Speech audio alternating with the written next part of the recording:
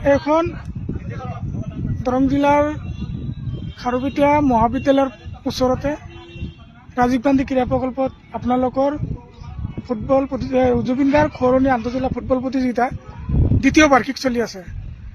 এতিয়া মই আপোনাক এটা প্ৰশ্ন কৰিছোঁ, আন্তঃজিলা কিন্তু আপোনালোকৰ স্পৰ্ট এছ'চিয়েশ্যনৰ পৰা এনেকুৱা ধৰণৰ মনোভাৱ আনিছেনে যে ইয়াত ৰাজ্যিক ভিত্তি এখন ফুটবল টুৰ্ণামেণ্ট পাতিম বুলি ৰাইজৰ পৰা এটা কুৱেশ্যন আহিছে, আপোনালোকৰ স্পৰ্ট এছ'চিয়েশ্যনৰ পৰা কি কয়?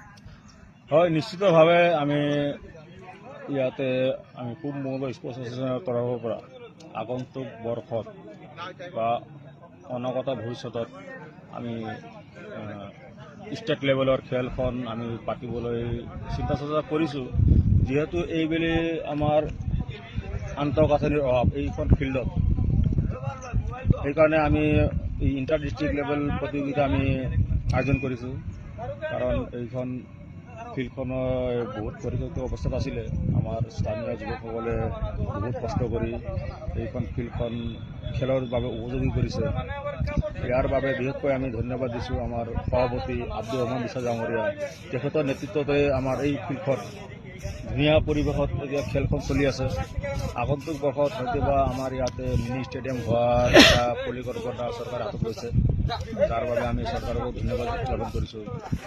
এই ষ্টেডিয়ামখন আমাৰ যেতিয়া পৰিপূৰ্ণ হ'ব, তাৰপিছত আমি ইয়াতে ৰাজ্যিক পৰ্যায়ৰ খেলসমূহ অনুষ্ঠিত কৰিম। অকল ফুটবলেই নহয়, হয়তোবা কাবাডী, ক্ৰিকেট, এথলেটিক্স, বিভিন্ন ধৰণৰ খেলবিলাক আমি ৰাষ্ট্ৰীয় পৰ্যায়লৈকেও আমি ল'বলৈ চেষ্টা কৰিম। এই চেগতে আপোনালোকৰ ফুটবল টুৰ্ণামেণ্ট আজি অন্তিম দিন ফাইনেল খেলখন শেষ হোৱাৰ পিছত আপোনালোকে এনেকুৱা কিবা চিন্তা ধাৰণা কৰিছে নেকি যে ইয়াতে এখন ডে-নাইট টুৰ্ণামেণ্ট, ক্ৰিকেট টুৰ্ণামেণ্ট বা ফুটবল টুৰ্ণামেণ্ট বা ভলীবলৰ কিবা ভাবিছে নেকি? চাওক, এতিয়া ধৰক আমাৰ এমাহজোৰা কাৰ্যসূচীৰে আমি ফুটবল খেল আয়োজন কৰিছিলোঁ আৰু আজি অন্তিমখন মেচ, আৰু এইখন মেচ শেষ হোৱাৰ পিছত আমি নিশ্চিতভাৱে আমি এই বিষয়ে চিন্তা চৰ্চা কৰিম।